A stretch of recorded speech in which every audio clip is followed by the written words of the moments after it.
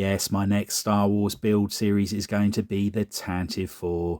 Welcome to WC Bricks, and I just wanted to make a quick video announcing what the next Star Wars build is going to be, give an update on the Lego room and what is happening with Gotham. So the Tantive 4 is going to be the next large-scale Lego build here on the channel, and it is such an iconic ship. It's the first spaceship we see in Star Wars A New Hope, and it's a build that I've been wanting to do for such a long time.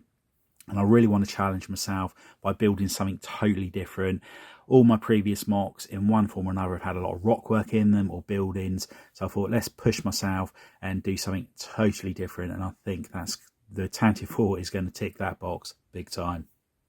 Now, I have found some blueprints online that was drawn by Robert Bonchune. I hope I pronounced your name correctly.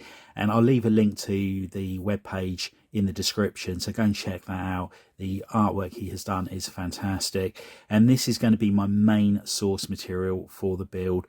I've printed out a large copy of this, so I'm going to be able to measure everything, and I'll go on to that a little bit later. But also I've got the cross section from the Star Wars books as well, so hopefully source material wise I've got this build covered. Now, when Lego brought out the Tantive hallway set, I think that's what finally made my mind up what my next build series was going to be.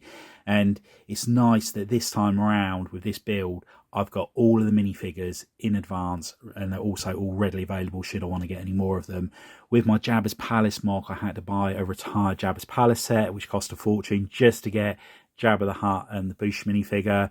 And with Mandalore, I had to get some of the speeders which had the Darth Maul Mandalorians in, and all of this cost a lot of money out of a budget which should have been going towards the actual build itself. So at least I haven't got that problem this time around.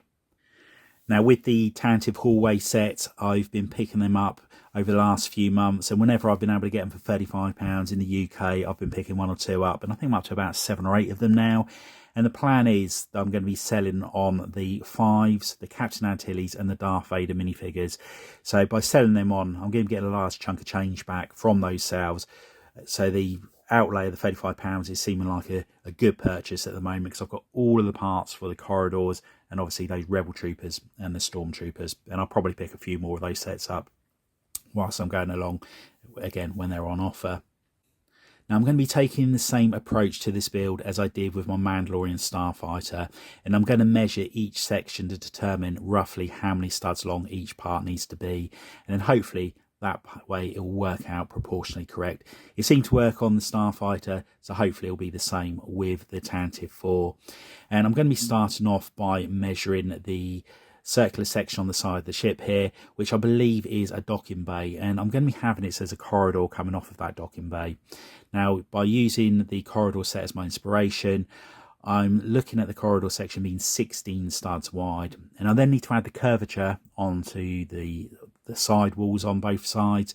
So I think it's going to be another 6 studs, so we're talking at least 22 studs wide for that circular section. Now, on the drawing here, the entire ship is measuring 216mm, and the docking section is 17mm.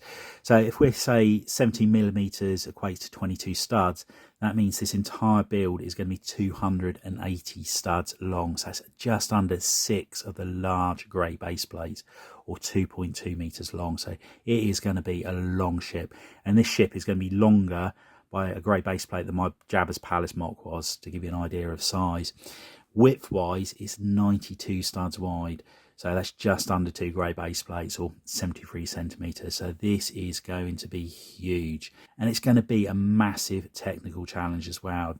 The rear of this ship is going to be so heavy, so trying to get this build to balance nicely on a display stand, and for parts of it to not look like they're bending and for it to stay nice and rigid, is one challenge I'm really looking forward to. And the other thing as well is I want to make this ship modular. Now, I keep on saying I want to take my builds to conventions. I did build Mandalore to be modular. However, it got so big and heavy that went out the window.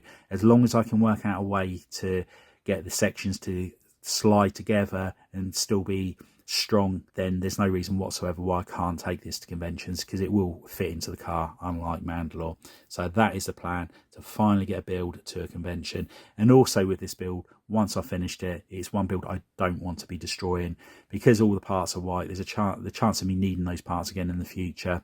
very rare, so hopefully you'll always see this build in the background in the Lego room. Now with this build series, I'm intending on doing monthly updates as opposed to weekly updates.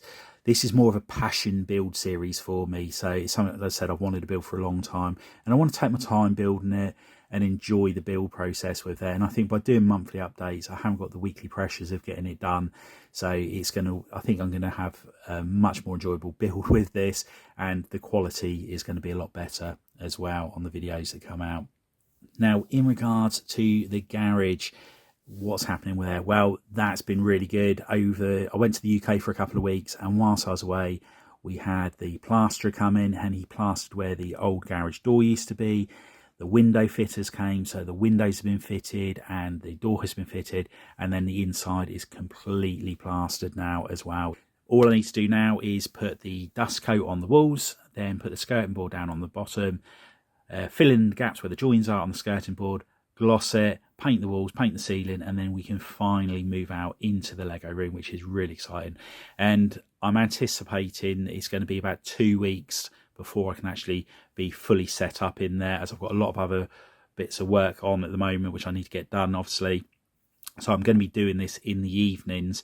So unfortunately, there is no Gotham updates for at least another 2 weeks. And to be honest, I think it's probably better doing it this way around. My priority has got to be to get in the Lego room finished, because once that's done, then I can concentrate on Gotham properly. I also need to build a custom Lego table, and I want to make it so that the Lego table is the exact size of the base plates that I'm going to be putting down, and the layout I'm going to be having of the base plates. So yeah, it's a busy couple of weeks coming up. Anyway, I hope you're as excited for this build series as I am. If you haven't already done so, please consider subscribing to the channel. We're almost at the 4,000 mark, so if we could hit that, it'd be amazing. And if you know anybody else that's into Lego Star Wars or Lego Batman, if you could share the channel for them, again, it'll be much appreciated. Anyway, thanks for popping on by, and I'll see you next time. Bye for now.